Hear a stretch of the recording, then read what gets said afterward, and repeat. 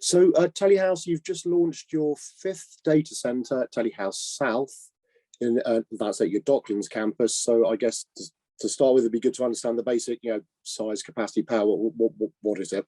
What does it do? Yeah, absolutely. So it's I think, as you know, it's what was the legacy Thomson Reuters building on very close to our existing campus. We, when complete, will have 18 megawatts of power in there. That will be split over 6 floors of data hall space or white space. Each floor will be itself be split into two data halls, and there'll be ultimately 2.7 megawatts on each of those floors. In terms of kind of rack footprints, we're looking around about 660 rack footprints per floor, which means ultimately we'll get close to or just over 4,000 rack footprints across the whole of the kind of 6 floors as we build the whole place out. We are looking at density of around about 4.5 kilowatts a rack, and then ultimately, we can go up to 8 kilowatts if we need to, depending on kind of individual requirements and so on and so forth. In terms of the power coming in, at the moment we've got diverse 15 MVA feeds into the building. Once everything is complete, we'll have 30 MVA coming into the building. It's N+1 on generators, as you'd expect, 2 NUPS, dual redundant supply, all those kind of good things. I guess the other thing to just explain in a bit more detail is that at the moment we have 1 floor live, which is the 3rd floor, and that went live in the launch day around March the 24th. That currently has 2 megawatts of power available, split over 2 data halls, so 1 megawatt on each. But as we carry out the rest of the refurb project, we will then upgrade each floor to 2.7 megawatts. That will take us to that full capacity of 18 over a period of time. Okay, and I think I'm right in saying that in the sort of announcement, you described it as the most ambitious and aesthetic refurbishment you've carried out. Is that just really because of the size of the building and the state it was in, or what's behind that sort of statement? Yeah, a little bit of that, Phil. I think firstly, we normally build from the ground up, which makes it a lot easier in terms of design and how you want to fit out the space. So this is a 32-year-old building that has already been run as a data center for many, many years. I think the biggest challenge for us was to bring it up to 2022 standards, which meant a lot of work around how we were going to rip everything out and then start, building up the standards that our clients need, because the demands from, I guess, 1989, 90 are very different to what people are requiring in 2022. And then there was another, so we were refurbing what was an existing site. So you've already got 11-floor building, and you've got to somehow work out how you get that to the standards that will enable us to sell it on to our customers, if you like. One of the specific challenges was around in each floor there are 4 load-bearing pillars. That's not easy to say on a Monday. Load-bearing pillars, which means trying to visualize how that white space was going to look was a real challenge for us, but we have come up, I think, with a good solution around that, which seems to be working well. And then just general things about bringing the reception area, the lifts area, all the lobbies up to standards that people would expect from us and from a 2022 data center, if you like. Okay, I'm just intrigued. I mean, time frame wise, obviously it's important to get the data halls up and running, get the revenue.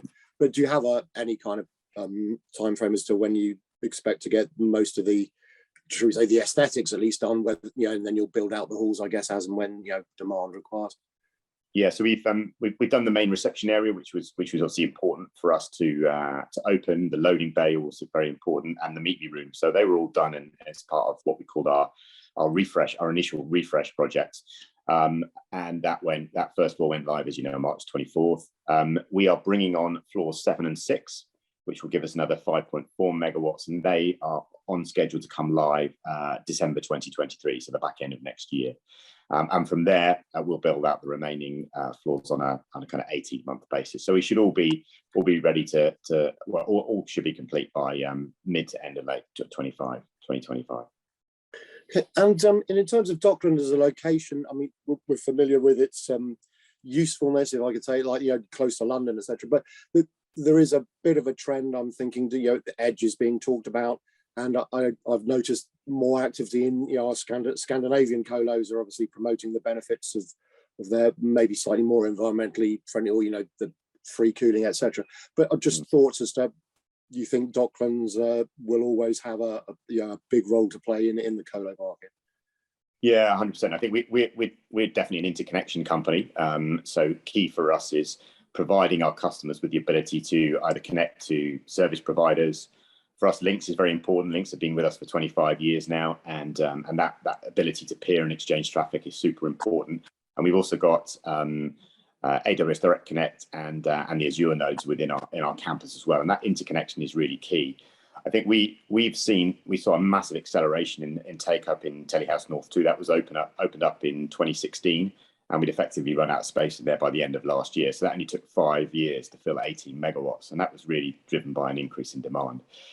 As we head into Telehouse South, we're seeing an even bigger uptick, and an even bigger uptick as we've kind of come out of the pandemic at the back end of last year, and not all the same companies that we'd seen previously. Our space was around service providers, cloud providers, but we're seeing a lot more now in terms of financial services companies and even more general enterprise customers looking to benefit from things like IoT, AI, 5G. All these kind of projects are driving the need to be in an interconnected data center. So whilst I think that the edge and the regional edge will play a massive part moving forward, I still think there's a huge role for Docklands to play, and specifically for Telehouse within that. And you mentioned one or two sort of key differentiators that I guess latency for folks, particularly in the city.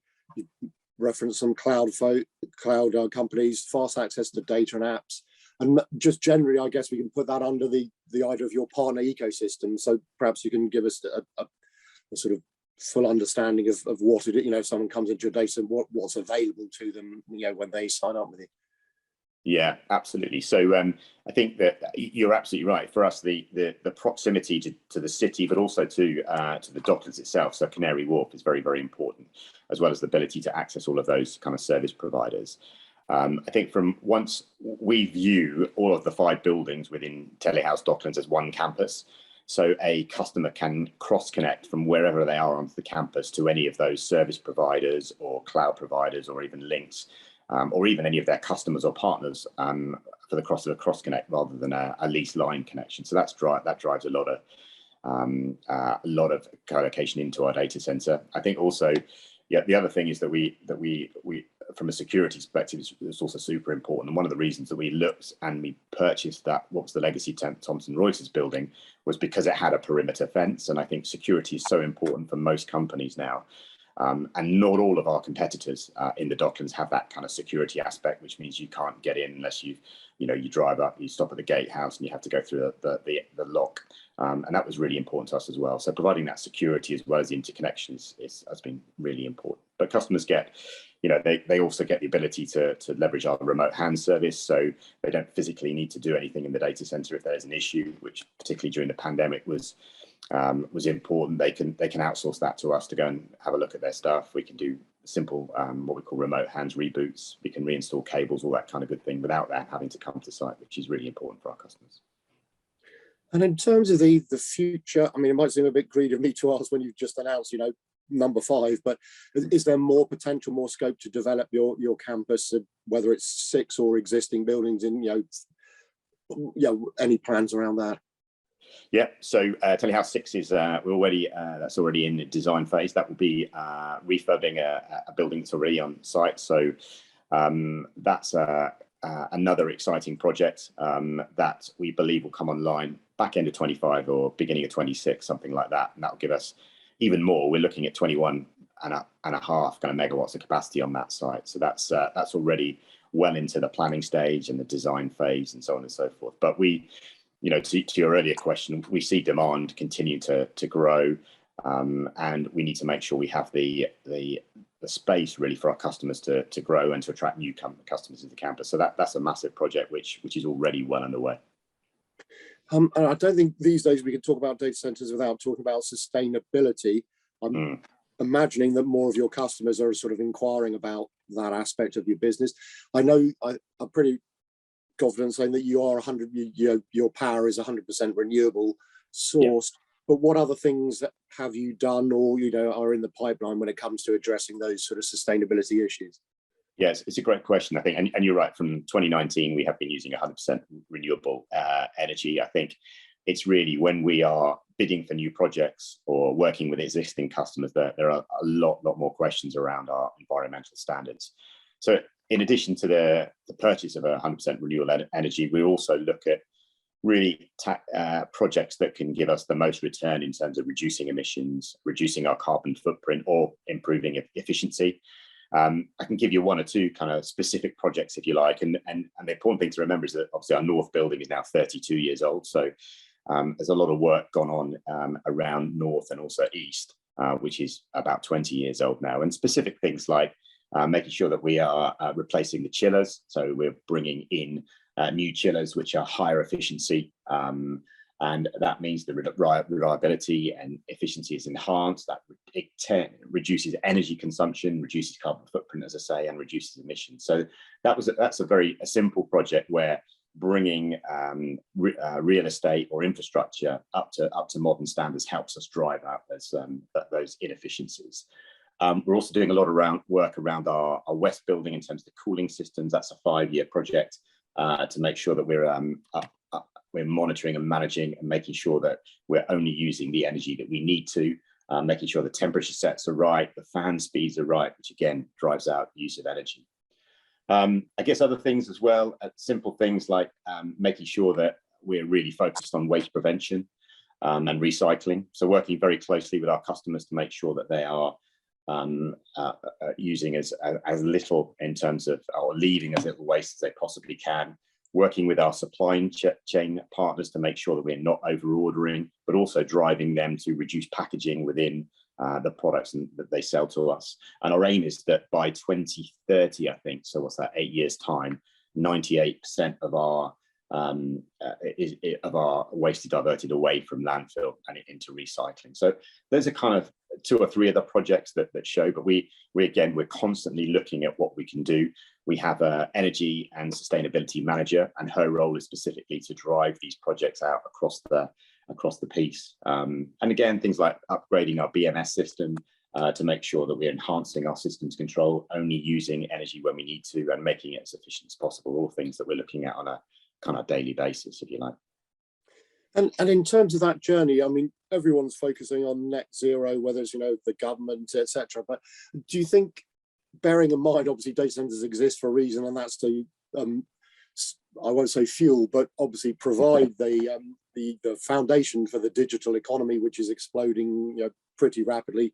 The current, economic circumstances aside, do you think it's possible to create a net zero data center, or will you always have to accept that they will be incredibly efficient, but there's always going to be a slight price to pay if we all want the digital applications that we do seem to? Yeah, I think it's a massive challenge. I mean, and I think it's going to require a lot of collaboration, not just from us, but across the industry to make sure that everybody's on the same page in terms of reducing emissions and driving as much efficiency and making sure they're using all their energy from a 100% renewable source. But I do think it is going to be a real challenge, and not just for our industry, but across every kind of sector as well. But I think we are committed to making it happen. I think we signed up to the GHG protocols for scope 1, 2, and 3, and looking every day, as I say, about how we can make those improvements in efficiency really happen. But I do think, honest answer to your question, it's going to be a real challenge for us to do that. But I think one of the things that people do miss is that by actually moving their applications or moving their servers into a purpose-built building, you're actually creating a better effect, because you're moving it into a building, or you're put into a company who's so focused on reducing efficiency, whether that's power usage efficiency, water usage efficiency, all those kind of good things. You're putting it into a building that's actually set up to do that, rather than housing it in a building that doesn't have that capability, if that makes sense. Yeah, and in terms of the sort of other issues, I mean, sustainability is a big one.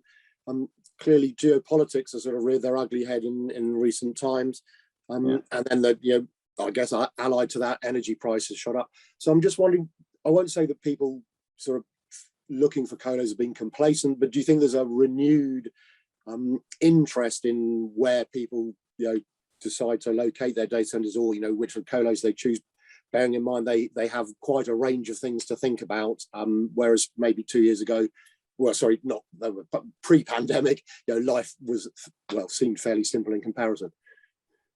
Yeah, yes, I do. I think that there's been a lot going on recently. I think the whole situation around kind of Ukraine and Russia has put that front of mind for everybody.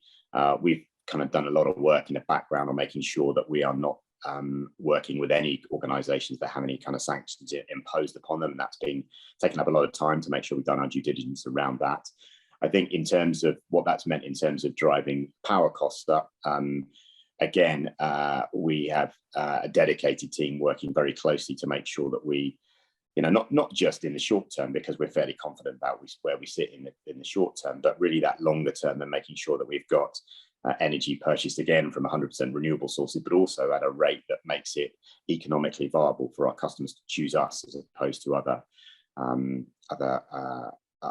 kind of means of doing things. And I take on board your point from earlier on about, so the Nordic regions or Greenland of this world, where obviously using free cooling is and free energy, if you like, is a better option. But again, that comes back to, can you deliver against what you're trying to achieve as a business in terms of latency, accessing all the infrastructure that you need to. So kind of balancing that up a little bit. And just on the power front, I mean, we're all acutely aware, it's only in the UK at least, that cost of energy has gone up dramatically.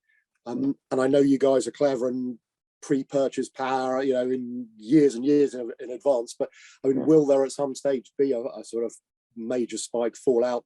Energy costs around data centers will have to go up, and that will have a knock-on effect? Or are you reasonably confident that we all hope, obviously, it's a bit of a blip, and therefore by the time things come back to normal, you won't have had to do anything too drastic? Or is it just a question of wait and see what happens? I think honestly, it's the number one thing that keeps us awake at night at the moment, because it's pretty much out of our control. I think we are seeing a slight softening in terms of the kind of medium to long term prognosis, but we are developing new kind of purchasing strategies around how we can make sure that we're buying one of the key components of what we deliver at an affordable rate. So, simple things like looking at maybe longer term purchasing strategies to make sure you get a better price. Okay, you lock it in, but it does give you peace of mind that you can deliver to your customers for, I don't know, 5, 7, maybe even 10 years, rather than being prey to the kind of the fluctuation in the markets. The risk with that, obviously, is if the market does begin to really tumble, then obviously you may have locked in at a price that is a little bit higher than that, but it does give you peace of mind, and it does mean that you can pass on that rate to your customers over a period of time, rather than having to pass on any huge spikes. But you're right, we have seen spikes of probably up to 400% of where we were probably a year ago, but we're seeing a little bit of softening of that, so we're confident that we can manage the whole process over the next 3 to 5 to 7 years. But we'll need to change the way that we do that, I think. Okay, and maybe just as we finish, I mean, any final thoughts you've got, but particularly maybe for people who are looking at their colo strategy, 1 or 2 perhaps key pieces of advice as to what questions to ask folks like yourself when they're trying to understand all these different issues we've discussed, as to where they might best be best place to go. Yeah, I think so. Every colo requirement or every data center requirement is different, and I think what my advice would be for customers to engage and let us know what they're trying to achieve, rather than come to us and say we need X amount of racks and X amount of power. If they can engage at an early stage and explain what the project's about, whether that's reducing cost, improving efficiency, signing up for environmental standards, or trying to develop a new product, all of those kind of things we can help them with, as long as we understand what they're trying to achieve and the timescales around what they're trying to do, the way that they're trying to do that. So really trying to use us more of in terms of a consultative type operation, rather than saying you're a data center company, we need to give you X amount of racks, we need to buy X amount of power from you. Just engaging early in the process, and then we can really help. And it might be that we are not the perfect fit, and it might be we're not the right provider, but if we can qualify that reasonably quickly, that will surely help them in getting to where they need to get to. Brilliant. Well, it's been lovely to chat to you today. So, Mark, thank you very much indeed for your time. Thank you. Thank you, Phil. Pleasure.